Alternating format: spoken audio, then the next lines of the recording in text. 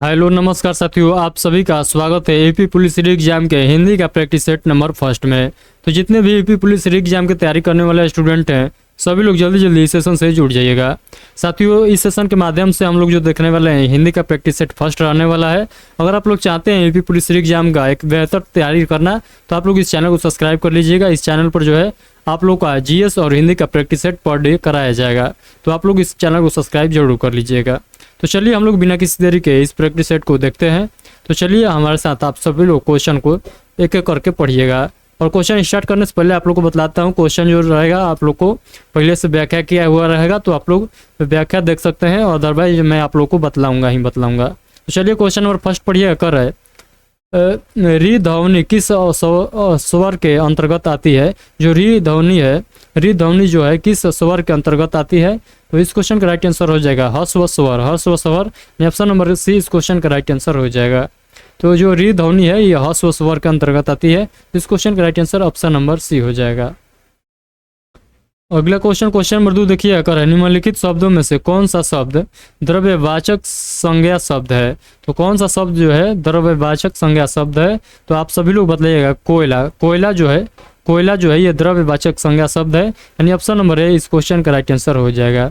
और यहाँ पर देखिएगा साहस। साहस जो है ये कौन सा शब्द है? तो ये भाववाचक शब्द है। और यहाँ पर विद्यार्थी देखिएगा तो ये जातिवाचक शब्द है। तो विद्यार्थी आप सभी लोग जानते हैं, विद्यार्थी जो है जाति के अंतर्गत आता है, यानी विद्यार्थी एक जाति है, इसमें बहुत सारे स्टूडेंट आ जाते हैं, तो ये आप लोग को ध्यान रखना है। चलिए हम लोग आगे के क्वेश्चन को देखते हैं। तो यहाँ पर मैं आप लोग को एक बात और बतलाता हूँ। तो देखिएगा पिछला क्वेश्चन में थोड़ा सा आप लोग देखिएगा, तो द्रव्यवाचक संज्ञा, तो द्रव्यवाचक संज्ञा जो है इसका उदाहरण आप लोग देख सकते हैं। पानी, लकड़ी, सोना, चांदी, ये सब जो है द्रव्यवाचक संज्ञा के अंतर्गत आ जाएंगे। ये आप लोग को ध्यान रखना है। चलिए अगला क्वेश्चन देखिएगा। वह द्वार पर खड़ा है। तो वह द्वार पर खड़ा है अनिश्चयवाचक सर्वनाम का प्रयोग कर इस वाक्य को लिखिए। तो आप सभी लोग लिखिएगा इस क्वेश्चन का राइट आंसर क्या होगा। तो लिखिएगा तो इस क्वेश्चन का राइट आंसर जो बनेगा ये हो जाएगा कोई द्वार पर खड़ा है। कोई द्वार पर खड़ा है, यानी ऑप्शन नंबर बी इस क्वेश्चन का राइट आंसर हो जाएगा। तो यहाँ पर जो हो जाएगा ऑप्शन नंबर बी को इस क्वेश्चन का राइट आंसर हो जाएगा। तो चलिए हम लोग आगे के क्वेश्चन को देखते हैं। अगला क्वेश्चन देखिए। कर है हमें किसी का दिल नहीं दुखाना चाहिए। दुखाना शब्द में कौन सा क्रिया है? तो आप लोग को बतलाना है। यहाँ पर एक वाक्य दिया गया है, हमें किसी का दिल नहीं दुखाना चाहिए, और यहाँ पर दुखाना जो शब्द यहाँ पर उपयोग किया गया है, तो दुखाना शब्द में आप लोग को बतलाना है कौन सा जो है क्रिया है। तो कौन सा क्रिया है आप लोग को बतलाना है दुखाना शब्द में। तो आप सभी लोग बतलाइएगा नाम धातु क्रिया है। तो नाम धातु क्रिया है, यानी ऑप्शन नंबर जो है ये इस क्वेश्चन का राइट आंसर हो जाएगा। अगला क्वेश्चन देखिएगा। सर्वनामिक विशेषण की विशेषता बताइए।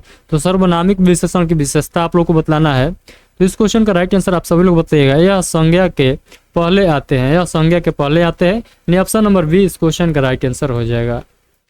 चलिए अगला क्वेश्चन देखिएगा।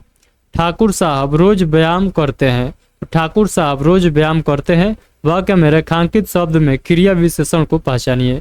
तो रोज यहाँ पर देखिएगा, तो रोज को जो है रेखांकित किया गया है। तो रोज को आप लोग देखिएगा, तो थोड़ा सा यहाँ से क्लियर करता हूँ ताकि आप लोग को समझ में आए। तो देखिए रोज यहाँ पर जो है रेखांकित किया गया है, तो इसका जो क्या बतलाना है, तो यहाँ पर आप लोग को क्रिया विशेषण बतलाना है रोज का। तो ये रोज का क्रिया विशेषण जो हो जाएगा ये हो जाएगा कालवाचक क्रिया विशेषण। कालवाचक का क्रिया विशेषण हो जाएगा, यानी ऑप्शन नंबर बी इस क्वेश्चन का राइट आंसर हो जाएगा। अगला क्वेश्चन नंबर 7 पढ़िएगा। उपयुक्त तद्भव शब्दों से वाक्य पूर्ण कीजिए। तो चलिए हम लोग देखते हैं तद्भव शब्द से हम लोग इस वाक्य को पूर्ण करना है। तो पहले वाक्य पढ़ेंगे। कर है तूफान के कारण डैश का अवशेष रह गया। तो तूफान के कारण किसका अवशेष रह गया? तो तूफान के कारण जो है अटारी का अवशेष रह गया, यानी ऑप्शन नंबर सी इस क्वेश्चन का राइट आंसर हो जाएगा। तो इस क्वेश्चन का राइट आंसर आप लोग क्या बतलाइएगा? ऑप्शन नंबर सी इस क्वेश्चन का राइट आंसर हो जाएगा। चलिए अगला क्वेश्चन देखिएगा। कर है दिए गए शब्द का प्रयुक्त संधि विच्छेद ज्ञात करिए। तो यहाँ पर शब्द दिया गया है रजोदर्शन, जो दिया गया है रजोदर्शन, इसका सही से संधि विच्छेद आप लोग को करना है। तो सही से संधि विच्छेद करिएगा तो ऑप्शन नंबर डी में जो सही से संधि विच्छेद किया गया है आप लोग देखिएगा रज प्लस दर्शन, रज प्लस दर्शन, यानी रज प्लस दर्शन हम लोग जोड़ देंगे तो ये बन जाएगा रजो दर्शन, यानी इस क्वेश्चन का जो राइट आंसर हो जाएगा ऑप्शन नंबर डी हो जाएगा। उसी तरह आप लोग इसका एग्जाम्पल के थ्रू देख सकते हैं, और आप लोग देखिएगा यहाँ पर रिवीजन के तौर पर देख सकते हैं। तो सरह प्लस ज हो जाएगा सरोज, मनः प्लस विकार हो जाएगा मनोविकार, व्यय प्लस वृद्धि हो जाएगा वयोवृद्धि, और मन प्लस योग हो जाएगा मनोयोग। तो ये सारे आप लोग को इसी का उदाहरण हो जाएगा, यानी ऑप्शन नंबर डी इस क्वेश्चन का राइट आंसर होगा। तो चलिए आगे के क्वेश्चन को हम लोग देखते हैं। अगला क्वेश्चन देखिए, कर है हिंदी साहित्य के इतिहास लेखन का सबसे पहला प्रयास किसने किया? तो आप सभी लोग बताइएगा। तो इस क्वेश्चन का राइट आंसर हो जाएगा, आप सभी लोग बताइएगा, इस क्वेश्चन का राइट आंसर जो हो जाएगा ये क्या हो जाएगा? तो ये इसमें से कोई नहीं होगा, न ऑप्शन ए होगा, न बी होगा, न सी होगा, और डी में तो कुछ लिखा ही नहीं है, यानी उपयुक्त में से एक से अधिक है, इसमें से कोई नहीं। तो हम लोग नन ऑफ दीज मारेंगे, यानी ऑप्शन नंबर डी इस क्वेश्चन का राइट आंसर हो जाएगा। चलिए आगे के क्वेश्चन को देखते हैं। अगला क्वेश्चन देखिएगा, निम्नलिखित में से कौन सा शब्द द्वंद्व समास का सही उदाहरण नहीं है? तो द्वंद्व समास का सही उदाहरण कौन सा इसमें से शब्द नहीं है? यहाँ पर देखिएगा उपकुल जो लिखा है, उपकुल जो लिखा है, उपकुल जो लिखा है, ये जो है द्वंद्व समास का सही उदाहरण नहीं है, इसीलिए इस क्वेश्चन का राइट आंसर जो हो जाएगा ऑप्शन नंबर ए इस क्वेश्चन का राइट आंसर हो जाएगा। चलिए आगे के क्वेश्चन हम लोग देखते हैं। निम्नलिखित विकल्पों में से उस विकल्प का चयन करें जो दिए गए वाक्य के लिए काल के भेद का सही विकल्प है। तो बताइएगा इस क्वेश्चन का राइट आंसर। तो यहाँ पर देखिएगा लिखा गया है श्याम ने पत्र लिखा होगा, तो श्याम ने पत्र लिखा होगा, तो ये जो हो जाएगा संगीत भूतकाल हो जाएगा, यानी ऑप्शन नंबर सी इस क्वेश्चन का राइट आंसर हो जाएगा। तो इस क्वेश्चन का राइट आंसर क्या हो जाएगा? तो ऑप्शन नंबर सी हो जाएगा, श्याम ने पत्र लिखा होगा। तो यहाँ पर देख सकते हैं संभाव्य वर्तमान काल के उदाहरण आप लोग देख सकते हैं। तो संभाव्य वर्तमान काल के उदाहरण आप लोग यहाँ पर देख सकते हैं, लिखा गया है राम ने खाया होगा, यानी राम ने खाया होगा, इसका जो हो जाएगा इसमें जो काल हो जाएगा इसमें जो हो जाएगा संभाव्य वर्तमान काल हो जाएगा। तो ये भी आप लोग याद रखिएगा।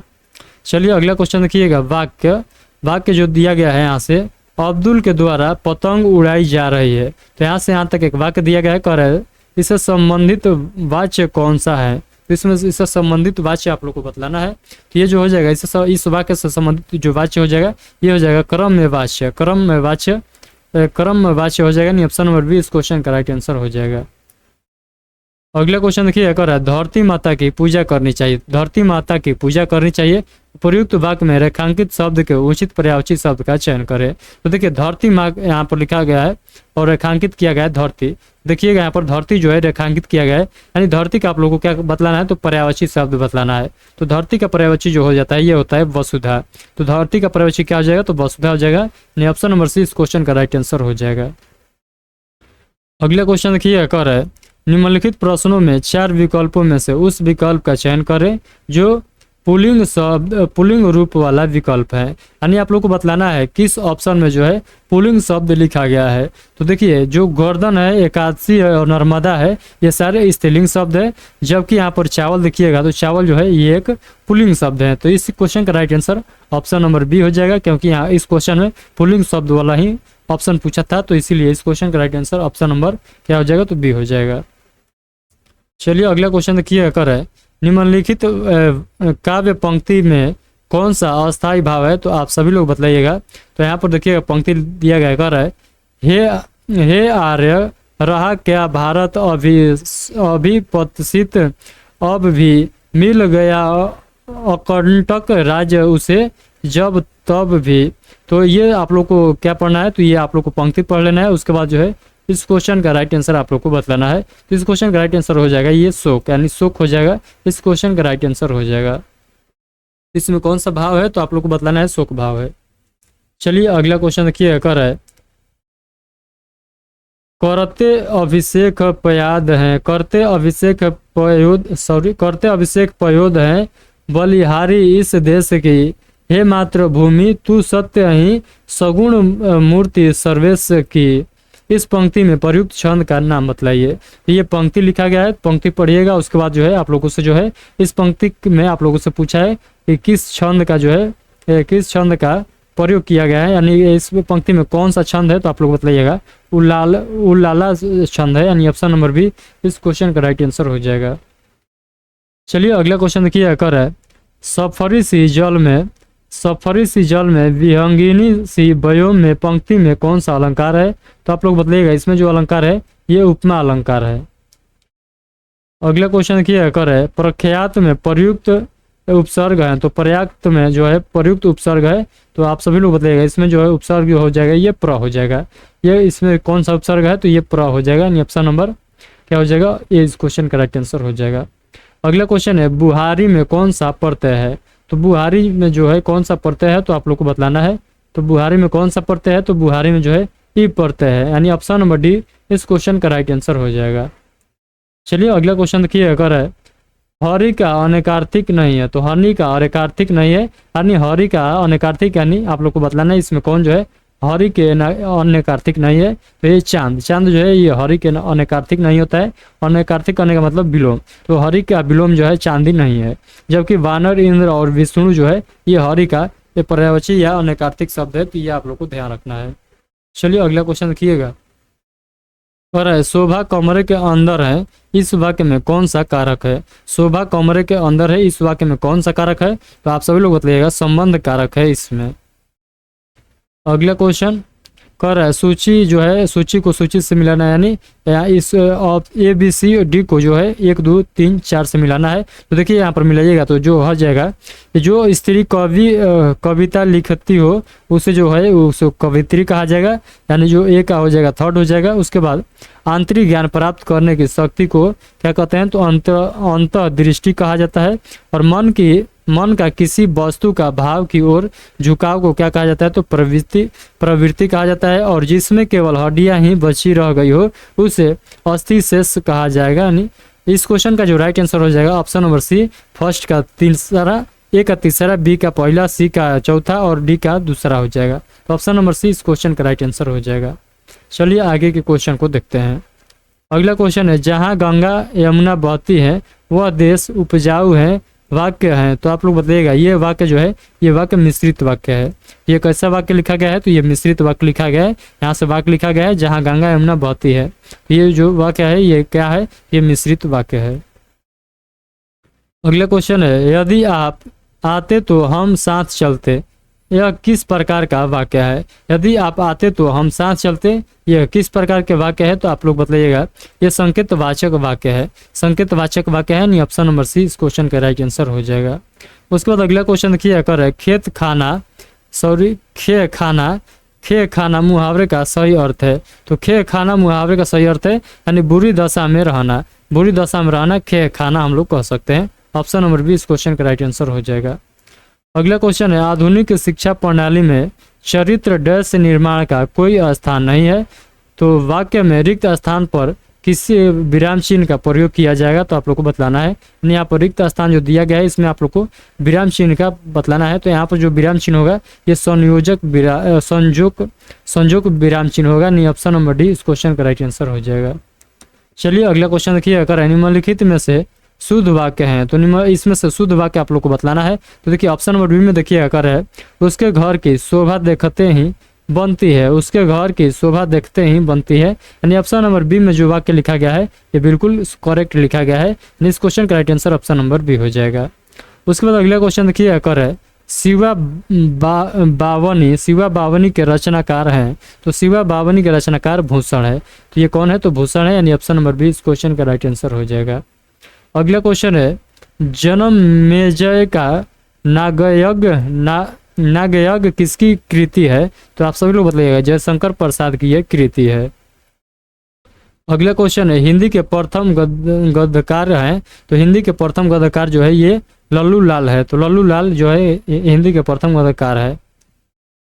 अगला क्वेश्चन है निम्नलिखित में से कौन सा एक उपन्यास जैनेन्द्र रचित है। तो जैनेन्द्र रचित जो है ये परख द्वारा, यानी ऑप्शन नंबर 20 क्वेश्चन का राइट आंसर हो जाएगा। अगला क्वेश्चन देखिएगा आचार्य हजारी प्रसाद द्विवेदी जी की कौन सी पुस्तक पर साहित्य अकादमी पुरस्कार प्रदान किया गया था। ये जो है आलोक पर्व के लिए जो है ये पुरस्कार दिया गया था। तो इस क्वेश्चन का right answer option number C हो जाएगा। कब दिया गया था, तो 1973 ईस्वी में। उसके बाद जो है आप लोग को गद्यांश का क्वेश्चन है। तो गद्यांश का क्वेश्चन जो है आप लोग अपने से करिएगा, क्योंकि गद्यांश का क्वेश्चन जो है गद्यांश आप लोग पढ़िएगा। गद्यांश आप लोग जितना अस्थिर से और दिमाग अस्थिर करके पढ़िएगा गद्यांश को, उतने ही जो है आप लोग को गद्यांश से जितना क्वेश्चन बनेगा सारे क्वेश्चन का जो है आंसर एकदम क्लियर दीजिएगा। तो इसीलिए गद्यांश को आप लोग को पूरा ध्यान लगाकर पढ़ना है। उसके बाद गद्यांश से रिलेटेड आप लोग को आंसर बतलाना है। तो गद्यांश वाले क्वेश्चन जो है आप लोग अपने से ही कर लीजिएगा। तो चलिए मिलते हैं नेक्स्ट सेशन में। और इसका पीडीएफ आप लोग डाउनलोड करना चाहते हैं तो मैं बताता हूँ, इसका पीडीएफ जो है आप लोगों को टेलीग्राम चैनल पर मिल जाएगा। तो टेलीग्राम चैनल का लिंक जो है इस वीडियो के डिस्क्रिप्शन बॉक्स में आप लोग को मैं डलवा दूंगा। तो वहाँ से आप लोग ज्वाइन करके और इसका पीडीएफ जो है आप लोग डाउनलोड कर लीजिएगा। पर डे क्लास का पीडीएफ जो है टेलीग्राम चैनल पर ही मिलेगा, तो वहाँ से डाउनलोड कर लीजिएगा। चलिए मिलते हैं नेक्स्ट सेशन में। आज का सेशन कैसा लगा एक प्यारा सा कमेंट करके सभी लोग को बताना है। और अभी तक इस सेशन को लाइक नहीं किया है तो लाइक जरूर कर दीजिएगा। चलिए आप सभी को take care, thank you, bye bye.